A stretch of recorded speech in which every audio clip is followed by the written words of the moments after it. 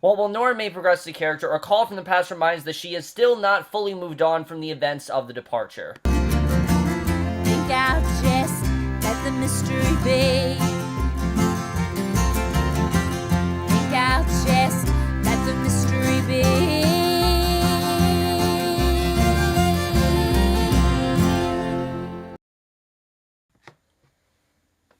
Hey guys, remember The Leftovers, Season 3, Episode 2, Don't Be Ridiculous, and obviously I was so looking forward to this episode. I mean, this show is just amazing, and we only have so many more weeks of it left on TV that I'm just trying to savor it as much as I possibly can, and you guys know how much I loved last week's premiere. It's one of the best seasons premiere I have seen in quite some time. I think they just did a perfect job of really just showing where everyone is in 3 years, how much they've progressed, how the shocking changes and fundamental differences in the show, all of that was so well explored, and I did have this feeling, though, that this episode was probably going to be very different, because if I know The Leftovers, one of the things that worked the best in Season 2 is that it was such an unpredictable formula. You had no idea really where it was going to go. We could focus one week on Kevin, then the next week we could focus on Meg. I mean, there's just so many different things that they could have done, and that's exactly the case. This episode was a Nora-centric episode, and those are always some of the best episodes of the show, because Carrie Coon, I mean, she is just such a star, and this was another really amazing episode. A lot of really great stuff going on here, and something I love The Leftovers does that they do very well in this episode is their attention to detail. How you can see a small thing and just see it as something mundane and just kind of like, silly, but it's a lot more impactful than that. And no better way is there to sum that up than the intro for this season, because as you guys know, we didn't have an intro last week. I thought that they were done with intros, and it turns out that's not the case. We still are using the same sequence and the same intro, but there's no music. The music is replaced with the Perfect Strangers theme, and immediately, it's very jarring. It is. It's even more jarring than I think Let the Mystery Be. And there's something so comical and just fun and lighthearted about it, but it's a lot more symbolism than you think it is. Like, the second I did this, I'm like, okay, there's a definite reason why they're playing this song. You don't know at this point why, but once we get into the actual story of this episode, then it makes a lot of sense why they played that. And it really just shows how genius this show is, and especially when it comes to music, they always are on point with that. They always know what song to play. They always have a great way to tie the music into the story, and it's a way that other shows just don't know how to do it, and that's something the show has always done so well. But let me just say that I am an idiot. Okay, I'm gonna tell you guys right now, I am an idiot. I really am. Look, I think I did a pretty good job with my review last week, but there was one major thing that I didn't think was that major, but it actually is. I said that last week the Pillar Man had departed and that Gary Busey had replaced him. Well, that's not the case, because we start this episode with the Pillar Man. He's actually standing on his tower, and he takes one long last look of the world, and when he finally feels ready, he jumps off the pillar to his death. So yeah, the Pillar Man, we think at least committed suicide. At least that's what it seems like at first glance. And Nora's then heard questioning the Pillar Man's wife, who turns out is actually the woman that Matt encountered back in Season 2. Remember Sandy? Yes, she actually comes back into the story, which again, that's something The Leftovers just does so well. This random woman that I didn't think really had a role on this show and was just kind of there, for Matt's sake, just for that story. She was not just a throwaway character. She actually was the Pillar Man's wife, and I thought that was just such a great connection the way they did that. Again, Leftovers just knows how to use these characters in a way that they don't, and other shows just don't know how to do, and this show just did it so well.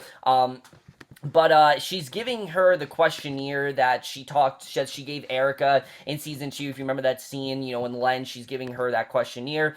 And Nora asks her what the man was doing up there. The woman says to guess, and Nora says she thinks it was a coping mechanism for whatever pain he was suffering from. And Sandy says that he wanted to suffer, and he settled for the pillar only after they got arrested for trying to crucify him, and she got one nail in before they arrested her. So basically, he wanted to suffer. Like, he wanted to feel confined. He wanted wanted to feel all alone, and this was the one way that he did. Of course, obviously their first approach didn't work because it's illegal, but the fact that he just stood up there for 3 years is pretty crazy, and he never wavered, and he proved himself to God, and last night he finally was given his reward. At least that's what she thinks it was, that, she thinks that he departed, and she is certain that he departed, which we saw that's not exactly the case. And Nora asks if she saw him depart, and the woman, and Sandy says he looked so calm and at peace, and all of a sudden he just kind of faded out like he was on a dimmer, and then he was gone, and she found it beautiful, and Nora excuse me. Nora asks if it just happened to be awake at the exact moment he dipped out, and Sandy says that she was the only one who saw him,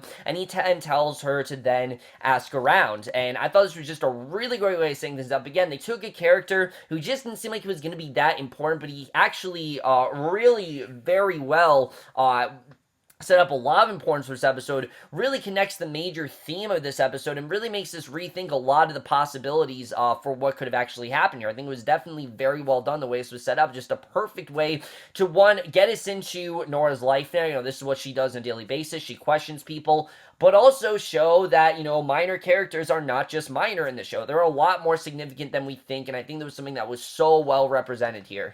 So we then see a montage of many other members of the town, and this was honestly a really well done montage because just like the show, one of the biggest themes of this show has always been, what do you do when there's no answers? Like, how do you go on with your life and get that closure when, in reality, there is no closure, such as the departure? Damon Lindelof has stated from the first episode, you're never going to get that answer. And I think it's a genius move, honestly, he's done that. And this scene really plays with that idea, because many members of the town, they're coming up with these ridiculous theories of, what could have happened. One Spanish woman thinks that another departure is coming on the 14th, and apparently his wife has spent all day with the preacher, who of course is Matt, we find out. Now, there are a couple other things we find out, which I don't know if you guys noticed, but one of the women that Nora was talking to was actually Allison Williams, which was very cleverly done, the way that they just disguised her, and I didn't even make a big deal of it. Like, you didn't even see Allison Williams in the credits. That was really well done, the way they did that. But basically, she goes to Matt's, and she sees him in the middle of a nosebleed, and he thinks that she's there to yell at him. Now, I'm going to tell you right now that nosebleed is coming back. Like, that is a much bigger deal than we think it is. He passed it off as nothing, but I think there's a much greater significance to that than we think there is. I mean, it's the leftovers. There always is. And he thinks she's there to yell at him about the book, but she has no idea what he's talking about. And he tells her about, she says that he told her, and she's staying out of it. So immediately we see that this book is not really going to be that big of a deal right now. She asks him if he wants to tell her where the man on the pillar is, and he says he didn't witness it himself, but he's sure that he departed. And she says people also saw him with Sandy, and he says he and Sandy are friends. He saw her husband and offered comfort, and she says she can see the lie wheel turning in his brain. And he asks when he ever lied to her, and she recalls a time when she was 5 and sitting on the street while their house burnt down with their parents inside, which very well shows why we've actually never met their parents, because their parents died when they were younger. I don't think this is something that we knew before, but their parents died in a fire, and he told her it didn't hurt because they were in heaven, and he says that they are, and, that's something that's one of the stark contrasts in Matt and Nora. Matt is a man of faith. He always sees the good in everything. He always tries to see, a biblical connection, and Nora just doesn't see that, and it's understandable. I mean, Nora's life has really gone to shits. How can she have much faith when God hasn't really been on her side? It's understandable why she doesn't feel that way, but basically, he told her, basically, he says that they are. She asks where the Pillar Man is, and he says that Sandy lived across the bridge in that horrible encampment for 3 years just to be close to her husband, and when they finally allowed her back, she pitched a tent right at the edge of that pillar and took care of him every single day, even though he never acknowledged her or gave a word of thanks, and he's never seen loyalty or devotion quite like that. I mean, it's crazy to think about. The fact that Sandy literally stood there for all these years, for 3 years straight, even though he didn't say a word, he didn't bat an eye, he obeyed his command in every way, which is insane to think about. But she says, except for when he did it for Mary, and she says that she left. So yeah, Mary actually has left, which is crazy, but it's going to be really devastating if Mary actually does go back into her slumber. I'm worried that's going to happen, and I hope that's not the case. But right now, we don't know what Mary's fate is. I'm sure we're going to find out at some point, but right now, we don't know.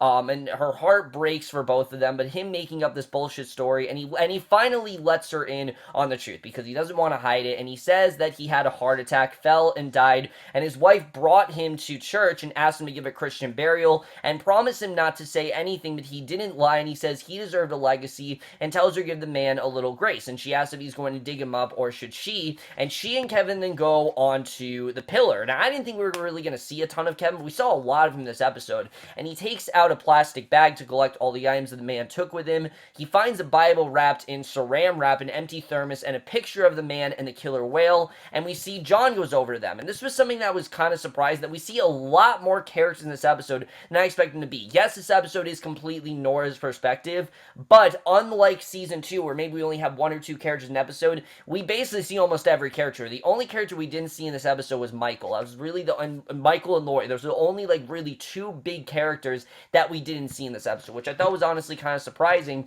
considering the way that season 2 did. But I do like the way season 3 is trying to do something slightly different, so it doesn't feel repetitive or just feels like they're trying to do more of the same. This show really knows how to do something very, very different, and that's something that immediately seeing John, it's going to be a much different type of episode than it was, than the season 2 episode was, or even the season 1 episode was. You can tell it's going to be a much different kind of episode. So John goes over to them and asks Kevin if he's taking the man's place. Kevin says he's cleaning up, and John says he came over to pay respect since the man was friends with Michael, and Nora tells him she read his book. Kevin had left in the bathroom, she picked it up, and before she knew it, 30 minutes later had flown by, and he's very pleased to hear about it, and tells them to have a nice day, and Kevin then says that he didn't leave it in the bathroom. Nora says if they can't have a sense of humor about him being the Messiah, then they're gonna have a problem. So right now, all that stuff about Kevin possibly being Jesus, they're just joking about. They don't really think much of it. They think, oh, it's just, it's a bunch of bullshit. There's no way it could actually be true. They're just, making light of it. But I have this feeling very well that that's not the case. That there definitely is, I think that really is onto something. Something that, Leftovers has shown is, the title Don't Be Ridiculous is really an ironic title because of the fact that there is really no ridiculous in this show. I mean, anything goes really in this show. I mean, we can have an entire episode where Kevin departs,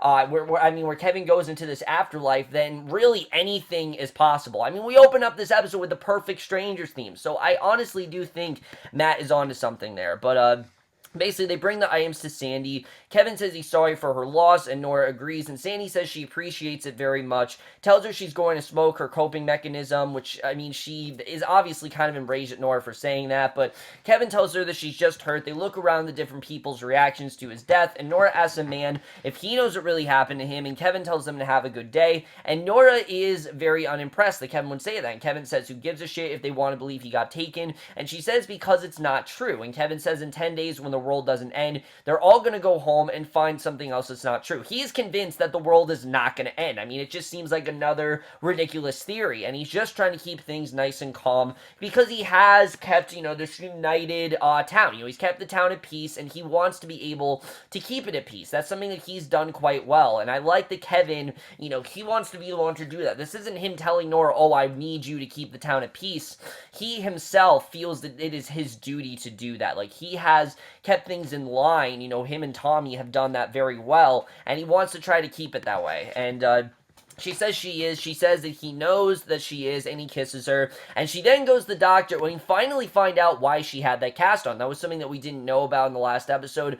And let me just say, yeah, it was way different than I anticipated. That's something the Leftovers always does. It always throws these curveballs at us, and it makes a lot of sense, really, because he asks her how it's feeling, tells her to wiggle her finger and make a fist, and she thanks him. He says he's sorry if this seems inappropriate, but when she came last month to get the cast, one of the orderly said he saw her in the parking lot before she came in, and he's sure it's just a misunderstanding, but he said he saw her slam her car door on her arm on purpose. So yeah, we're basically led to believe that Nora did this on purpose, like to inflict her own pain, which is really not that surprising. especially based on how irrational Nora's previous type of, I guess you could call them coping mechanisms have been. I mean, season 1, she had a bunch of prostitutes come in and shoot her. If you guys remember, that was something that was an activity she partaked in season 1 to make herself feel better. It's really fucked up, but it's really not that, you know, I don't really think it's that far from something Nora would do. It seems perfectly in line with that, honestly. It makes perfect sense. And basically, she's denying it, saying, why in God's name would she do that? But she then gets a call. And this call really changes everything for her, because at this point, you can tell Nora is in somewhat of a good place. She's got Kevin. She's, working back to the DSD. A lot of her old life is coming back, but never really has it been more clear than this call that really does turn her entire course of everything that she's been pursuing around, which is just extremely well done. So Nora gets this call from this anonymous source, and immediately you're thinking, I was thinking at least that this is going to be the same guys from season 2, the ones who had the whole Azrael theory and all that kind of ridiculous stuff that, again, might actually be onto something, but Nora is ready to just kind of ignore it because she's gotten these calls before, she doesn't want anything to do with it. Turns out it actually is from Mark Lynn Baker, who, if you remember, in season 2, is the only man who departed, apparently. He actually seemed like he departed. We saw John watching about it on the TV, and at the time it seemed like such a minute, just silly type of idea. Nothing really that was going to play a major role, into the show, but again, never take anything at face value. There's a lot more to it than you think, and this really makes sense as to why the Perfect Strangers theme was there. But basically, it turns out that he actually is alive, and he's calling on behalf of the third party, and they asked him to ask her if she'd like to see her children again, and basically he asked her a big question, that being if she'd like to see her children again, and basically she's obviously taken aback by this. I mean, how do you respond to that kind of thing? And immediately thinks that he's lying. I mean, obviously, this guy has to be crazy. There's no way. And says that they have no idea she's a fraud investigator for the DSD. She's going to have this call traced, and he says they know her kids' names and what she does, and they don't care. And he says she doesn't have to trace him, and says to ask for him, and she asks if he's in St. Louis, and he says he's only going to be there for the next 24 hours, so she needs to come by and see him, and he lets her know that this is real. Like, this isn't just some joke. This is actually happening, and she actually might have the opportunity to see her children again. And Carrie Coon's acting here was just so on point. The way that Nora is first shocked, but you can see that shock slowly turns into interest, where, holy shit, I might actually get this opportunity. That's been the void that's been in her life. That's the whole reason why she wanted to go to Jordan and have that fresh start, so she could have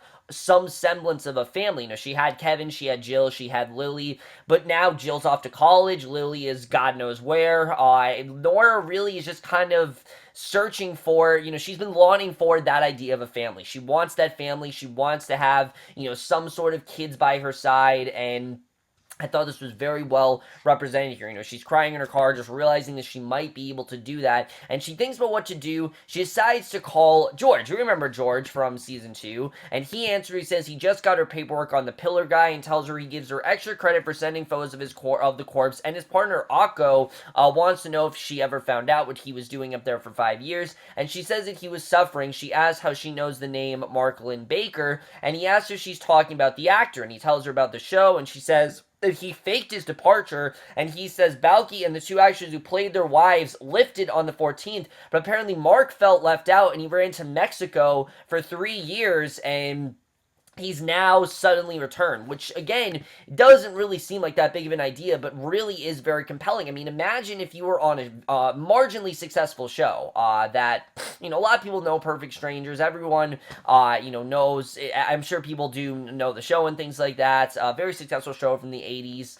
But imagine if all your cast members were basically gone and you were just left out in the dust. I mean, just the thought of you not being relevant and feeling like, you had to be the one left. It's a really crazy idea, and that's something that is very well explored in this episode. And basically, She says she thinks he's running a carrot stick up in St. Louis and asks if he can authorize her travel. He says they have their hands full with the 7-year itch coming, and she says that she needs to go now today. Like, this can't wait. This needs to happen now, and she thinks this is really big. He says to keep all of her receipts, and she then thanks him. So I thought that was just a really well done scene, finally getting Nora back on that track of her might, finally being able to see her kids again. Just really interesting stuff there, and this really does perfectly set up, what ends up going down the episode.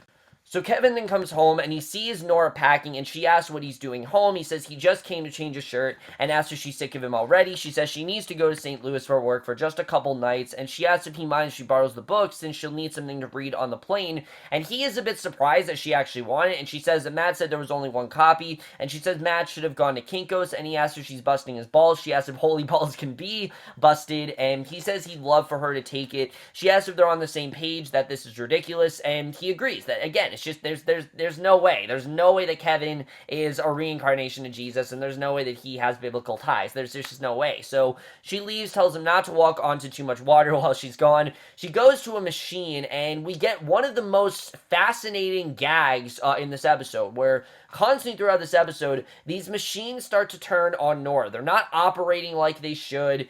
Something about it just doesn't seem to be working for her. She goes to a machine that asks if she's taking an infant with her, and it doesn't let her hit no. And this woman comes over, tries to assist her, but nothing seems to happen. It doesn't really change anything. And she asks to use another kiosk, and she eventually gets to the hotel, checks in, and then meets with Mark, who tells her to come in. And we get this incredible scene from Mark Lynn-Baker. And I thought this scene was just so well done. He asks her if he can have her cell phone just so he knows she's not recording this, and she says she's not, but eventually he hands it to him, and he throws it into the toilet, and he tells her it's just hardware, and he says this line that I think really applies to his entire arc, that everything that matters is in the cloud. Not just for Nora. Yes, obviously the cloud is on her phone, but he's always talking about everything that matters to him is up in the clouds. All, his co-stars and everything that really, the life that he's built, that's up in the clouds, and he's the only one left. That's why he really wants to be back there, and he tells her to have a seat, tells her he took notes, and doesn't want to mess up the science, and he says there are a couple types of radiation, non-ionizing and ionizing, and there are a couple types of that. There's alpha, beta, gamma, and neutron, which is very rare, and you only find it near particle accelerators or reactors, and yet trace amounts were cataloged within the 48 hours following the 14th at sites where departures occurred. And the guys who discovered this bring their findings to Scotland. The best physicists in the world confirm these findings, and they name it Lauder, which they found at departure. And it's a footprint, a shadow, and you can't do anything with it because it's gone. But if they could recreate it, they could build a device, and whatever they built inside of that device, they can rebuild it with that radiation. It would go wherever the 2% went. So essentially, they want to try to create this device that somehow is going to lift those that departed back to their loved ones. And again, it is insane to think about. And Nora immediately debunks it. She asks why she hasn't heard of it, and he says no one would let them conduct beta testing on live subjects. She asks if it means they were blasting them through radiation, and he says that they had to leave Switzerland. The unit is mobile now, and they don't stay in one place for too long. She says that was smart of them, and he says he knows she's thinking that they made him go to a hotel in Phoenix, and he felt the same thing she does right now when he heard it the first time from a girl named Lauren. And she asks where she is now, and he says that she went through. She thinks about her kids and asks what the cost is, and he says it's different for everyone. It's based on a percentage of her overall network and net worth, and she says she doesn't know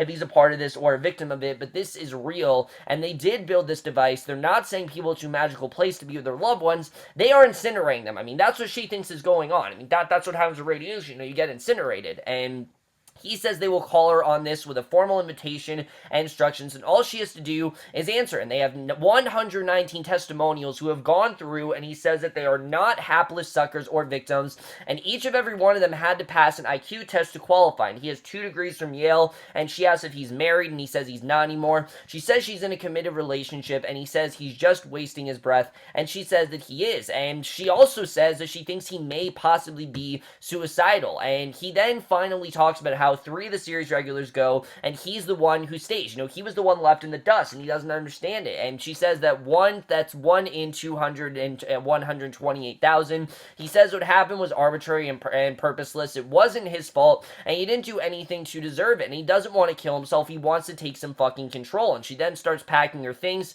and she really isn't sure what the next course of action to take here is. But again, you took a character that just seemed like such a ridiculous idea, and they made him into something real, something human, something we could really connect to, and it really does make sense when you think about why he's the one left. Why out of everyone did Mark Lynn Baker have to be the one left when all his other co-stars have, departed? It just really shows how great the show does that kind of stuff. I mean, this scene was just so well done. I don't know if we're ever going to see him again, but if this is the only scene we got with him, they really did do a fantastic job of making something that just seems so ridiculous and silly and turn it into something so much more human and emotional and complex, just like the show always does.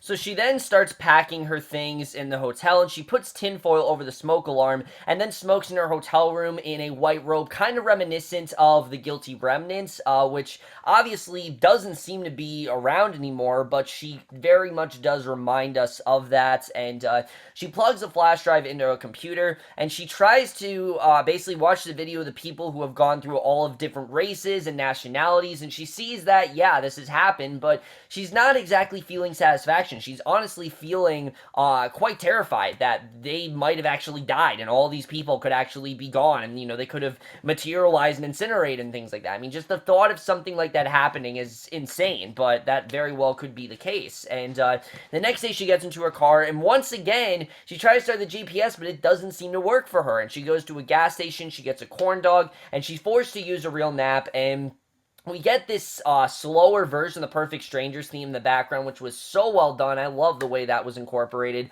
But she goes to a playground, and she sees many children playing, and then sees a boy take a little yellow shell from a girl who looks like Lily. And this scene was just incredible. She gets out of the car and goes up to the boy, and at first I thought that, oh, this girl looks like Lily. Nora's trying to have that spark back in her life, because at this point I thought something had happened to Lily, like maybe she died, or someone had taken her. I did not think it was what actually happened, but she sees basically, she goes up to the boy, gives it back, she goes to her, and Nora asks if this is hers, and the little girl doesn't seem to recognize her, and a woman then sees Nora, and turns out to be Christine, who's actually alive and well. I never thought of this possibility, honestly, but Christine is actually alive. I was like 99% sure that she died in season 1, that was the last we'd see of her, but turns out that's not the case. Christine is actually back, and it turns out she actually is raising Lily, and she asks what she's doing there. Nora says she's in town on business, and she says it's great seeing her,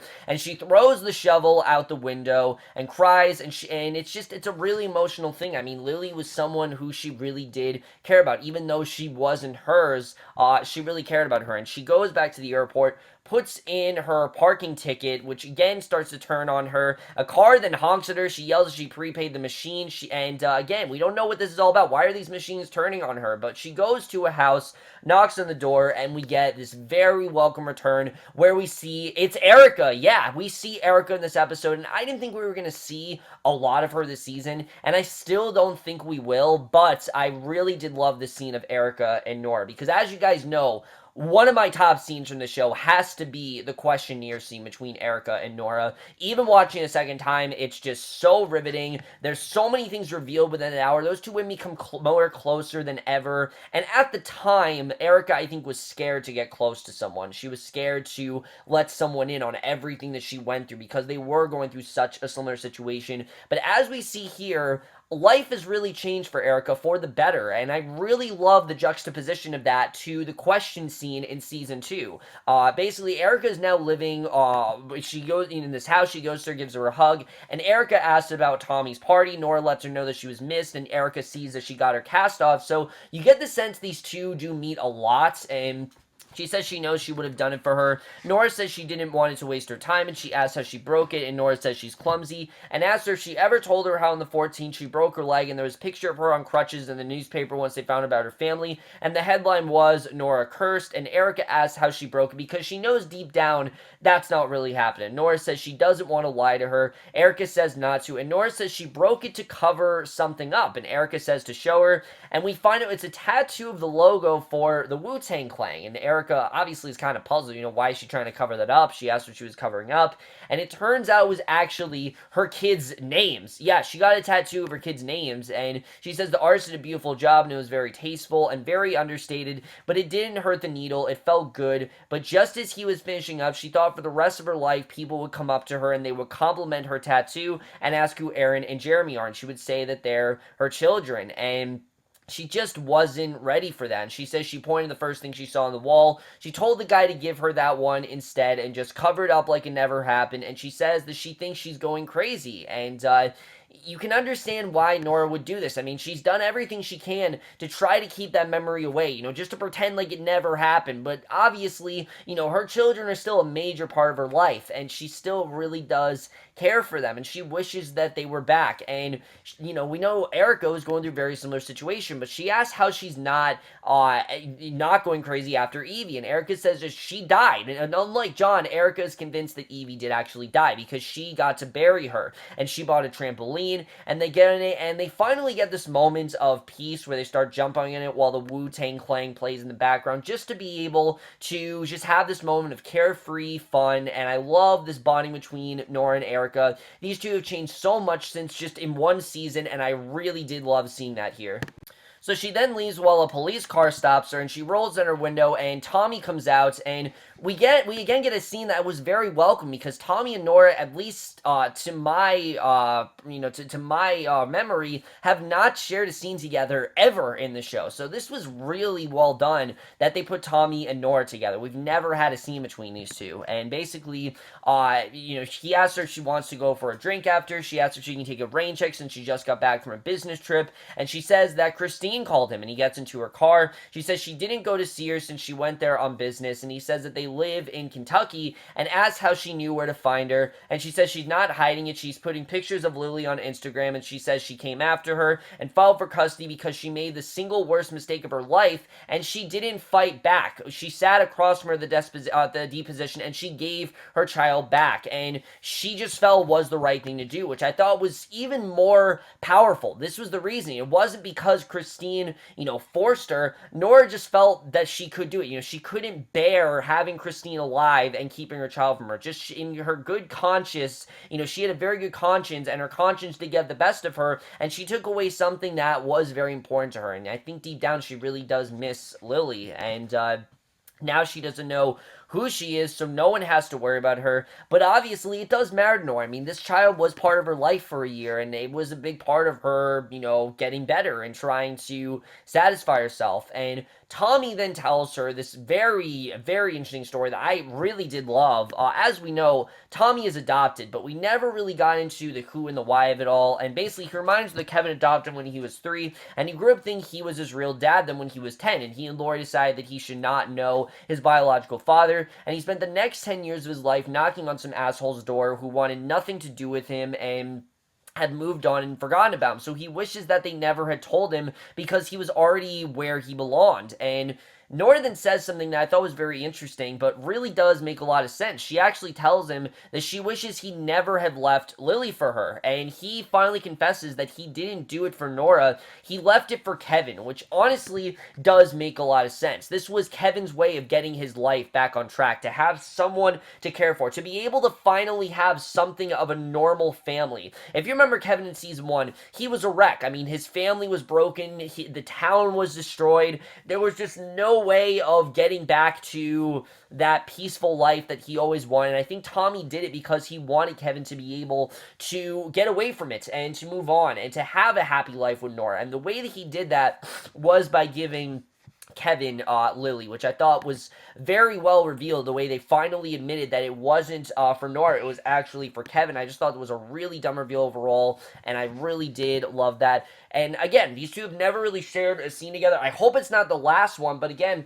very much appreciate because we've never seen these two interact before, and we really got everything that we could out of them here. You can really tell these two have talked before, they developed a real relationship, and I really did love seeing that. We don't need to see them develop a relationship because it's been 3 years. We've known these two have been talking, we've known these two have probably gotten very close, and I just loved the progression there. So she goes into a retail, asks to print a photo from what she has, and then goes to Sandy, which is a picture of the Pillar Man on the cross, and she tells her that she's a heartless bitch. Nora then walks away, seemingly unfazed from it all, which I thought was kind of strange the way that was done. But she comes home, and she once again sees Kevin, and he's in the mall putting another plastic bag around his head. Apparently, this is a random occurrence. He's surprised to see she's home, and says that he thought she was going to be back tomorrow, and he says that he tears it off every time, and he does it just to feel, for no other reason. He does it to feel, and says he doesn't want to die. She goes to him, tells him it's okay, tells him he doesn't need to explain himself, and shows him the tattoo, and she says she'll catch to his 100-something more, and he then tells her he wants, and, she finally shows him the tattoo, and he tells her something that I think has been on Kevin's mind for a while, that he wants to have a baby. Yeah, he wants to actually have a baby with her, and she starts laughing. Then she tells him that she's sorry. She just kind of laughs it off and asks if he's happy, and he says yes, and she is too, and says they will not fuck that up. And while they may be happy, I think deep down we know that Nora is not stable. Sure, she may be happy now, and yes, I think she's in a good place in her life, but she is not stable. She's definitely not over the departure, and I don't really think she ever will be, and especially with this new offer, there's no way she's going to be. But then we get a setup for how this whole scene's going to go, because she gets a call, she takes it, and a woman tells her about the opportunity that Mark told her about, and says someone is standing to meet her in Melbourne, Australia, and asks if she can be there with $20,000 in cash, and Nora says she can do that. She then hangs up, and Kevin asks her who that was. Nora says works, and she tells him that she needs to go to Australia for a couple days, and he asks if he can come with her. She says yes, and this is essentially setting up how they're going to get to Australia. We knew it was definitely coming. We didn't know how it was going to happen, but I thought they did a really great job in just seemingly setting up how that transition is going to come. And then we appropriately end this episode right in Melbourne, Australia, where we see this kangaroo in the wood. It gets hit by a police car. The cop comes out and then shoots it. And in Australia, a man is reporting about the 7th anniversary of the 15th rapidly approaching. And the officer turns it off, and another cop comes in, asks him what he's up to. And the man, Jerry, says he was just closing up. And the man asks if he's clairvoyant. And Jerry says he can't. The chief says he concluded that nothing is going to happen tonight because nothing has happened. And Jerry says that Jenny is not feeling well, and the chief asks who that is. Jerry says he knows, and the chief says he honestly doesn't. He says he can't be a wife because he doesn't have one, and he realizes he's talking about his dog, and the chief says he's going to have to wait for him to come home tonight because he's on duty, and Jerry agrees, and the chief says he's going to take his car. He then drives out, and we get this scene that definitely is going to play a big part in this season. We see all these cowgirls blocking him, and basically they ask if he's the chief of police. He says he is. They ask if his name is Kevin, and he says that it is. So we immediately know that they definitely have some sort of a connection to our Kevin, Kevin Garvey. They definitely have a connection to that, and the woman says a Bible verse. She says she knows who he is. He says he doesn't know who she is. She says her name is Grace Playford, and she needs his help. He says he's off duty. She tells them to run along before he calls her husband, and she asks for him to come with them. She'll explain everything. He says he doesn't want them to explain anything. He wants him to get off the fuck off his property, and a woman, Florence, then shoots him with a tranquilizer dart, and he wakes up, and there's something so darkly humorous about this scene, like the fact that she just shot him, just because he was being difficult, I thought was really funny. But he wakes up and finds himself tied up. She says it's alright, he's amongst friends, and says that they know who he is. She says she doesn't know why he's acting this way, but if she has to prove that she knows, then so be it. And one of the women say it may not be him, and Kevin wants to be let go. Grace says she'll see him in 2 minutes. They then put his head into the water, and they start to realize that this may not actually be him, and Grace assures them that it is. Kevin continues struggling, and then he dies, and Grace is thinking, okay, he's going to wake up because this is Kevin Garvey, and Kevin says that she can't let him up. Grace goes to him, tells him to wake up. She quickly realizes they've got the raw on Kevin, and just her reaction, realizing that what she's done. I mean, it's both priceless, but also really tragic that she's done this. And right at the end, we see Kevin Sr. He comes out, asks what they're up to, which perfectly is going to set up next week's episode. And that is the way this episode ends. Really great stuff overall. But let's just get this episode and where I think we're going to go for the rest of the show. So, holy shit, once again, another amazing episode, and as usual, there's just so much to talk about. There's so many possibilities for what could be happening here. But let's first talk about the last scene, because if there's anything I think that last scene shows is, one, Kevin Sr. is definitely going to go up to Grace, and they're going to meet in some way. We know next episode is probably going to focus on Kevin Sr. mostly. But the main thing going on is Grace definitely has some sort of proposition for Kevin, and she needs Kevin to help her with something. We don't exactly know what it entails, but I do think it shows that Matt is onto something. Grace definitely sees something in Kevin, and she knows something about Kevin that I don't think he even knows about himself. Hell, I don't even think Kevin Sr. knows a lot about it. I think there's something that she personally knows, and I can't wait to see how that all goes down. That was just a really great setup, and the fact that there are like three police officers named Kevin, yeah, it's crazy, but it makes sense in the show. I mean, again, one's from Australia, one was the former chief, and one is the chief now, so she got it very wrong, and I thought it was honestly really just darkly humorous. The show always has had a way with dark humor. That's a very good example of how they incorporate it here, but I'm very interested in getting into this character and, who Grace really is. I'm sure we're going to find out more next week, but we'll have to see the way that all goes down.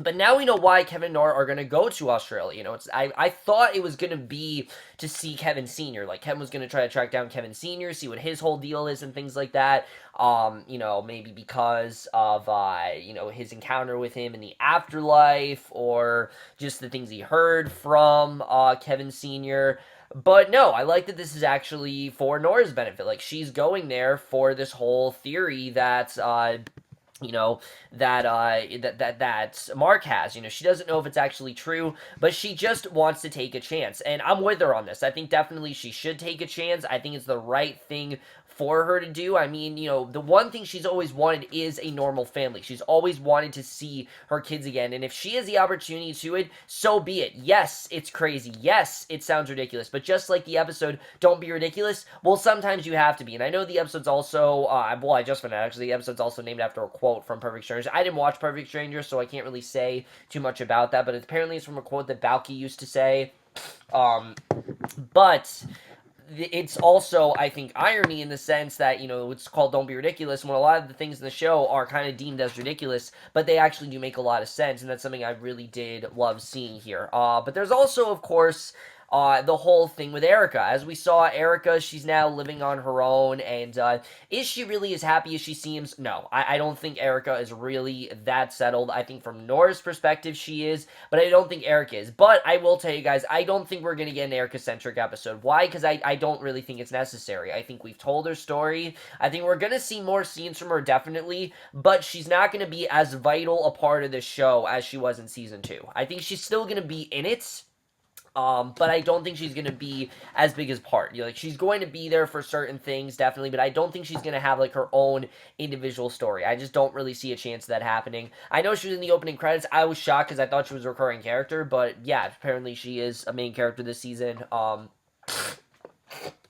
As far as Christine, though, I was really surprised with this reveal, but it does make a lot of sense. It shows the goodness in Nora, how in the end she does, feel bad for people, and she wants Christine to be able to be that mother. She really sees a lot of sympathy because she doesn't want Christine to have to go through the same thing that she does. She wants Christine to be able to have her daughter in her life and not spend all her waking hours thinking about what her life could have been if her children were there. I'm sure Nora has thought about it many times in her life, and that's something she wants Christine to not have to think about, and I thought it was really smart for her to give Lily back to Christine, even though it was a really hard moment for her. You can tell why she deeply regrets it, obviously, because this just set her on getting attached. At first she just thought of Lily as this baby. She obviously wanted to give it a home, but she got attached, and now the attachment's gone. That's kind of how it works with any relationship, when you do get attached to them, because you see them all the time, and that's something I thought that was really well done here, just like Tommy and Nora. I really love that scene between them. I thought that was very well established, what they're going through. All that stuff was just very, very interesting. But again, there's a lot of subtle touches in this episode that I'm definitely interested in getting into. First of all, what's up with Matt? We know he had a nosebleed. I think there's definitely more to it than what we think it is. I don't know if they're saying that something bad is happening to Matt, but I think definitely that is going to come back into fruition at some point. What happened to Mary? I don't think Mary's just going to completely be okay. I have a feeling she's going to end up back in her slumber or something like that. I don't know what's really going to happen there. And is what Mark is saying actually true? Is it possible you can go through through this tube and the departed can literally be lifted back to their loved ones. Can that actually happen? Is that actually a possibility? We'll have to see what's going to happen there. I think that definitely is very interesting. But I think the most important line of this episode, what we're really meant to take away from this is the line where Nora says to Kevin that she's happy. And yeah, I think she is happy. She's in a good place in her life. She's a very supportive boyfriend. They have a really great relationship. She has so many friends and family supporting her. She's in a really great place in her life. But deep down, Nora is not okay. I don't think she'll ever fully be okay until she has that, closure with her family and is able to get them back. She'll never be okay. That'll always take principle over everything. That was her life, and now it's gone, and I don't think she'll ever be able to fully recover from that. That's just not something to recover from. That's not how it works. That's not just something that suddenly, you're okay. That's not how it works with something like that. So I don't think she'll ever be fully okay, and I don't think Erika ever will be either. I don't think Erika is fully over Evie's death, and I don't think she's as together as we think she is. But overall, guys, this was another amazing episode. I really did love this episode overall, obviously. I do think this was the weakest of the Nora episodes, but that's not saying much because they're all amazing, and this one was also amazing. I loved everything about this episode, from the death of the Pillar Man to, realizing the significance of Sandy, how much a bigger of a role she plays, to all the Perfect Stranger references, the way they connected that and actually made it a serious topic, what seemed like a joke into something serious I thought worked perfectly. The whole thing going on with Nora and Erika, I loved everything about that scene. I could honestly just, gush and gush about this show for hours, but I'm not going to do that because I just have other shows to review, and I don't want to do that right now. But as you guys know, I really do love this show. I'm loving the season as a whole. And I am absolutely getting to The Leftovers, Season 3, Episode 2, Don't Be Ridiculous, a 4.75 out of 5, or an A. So for guys for this episode of The Leftovers, let me know what you guys thought of this episode overall, left your thoughts in. I am absolutely loving everything about this season. Guys, there are 6 weeks left of the show, and I can't believe it, honestly. As the episodes go on and on, I'm going to feel that void more and more and more. You guys don't know how I'm going to feel when the show ends, so I'm glad it's only going to be episode 3. Before we know it, episode 8 is going to be here before we know it. I mean, look how fast Feud ended. This is probably going to end just as fast, but that's in my review. Hope you guys enjoyed. What you guys thought of this episode. Do you agree with my theories? Again, I'm probably wrong with just about everything I said because the show is so unpredictable that you can't really ever predict what's actually going to fully happen. That's something I've always loved about the show. But I will see you guys in my next, which would be for the season finale of Feud, Betty and Joan, and we'll see you guys for that. Okay, bye.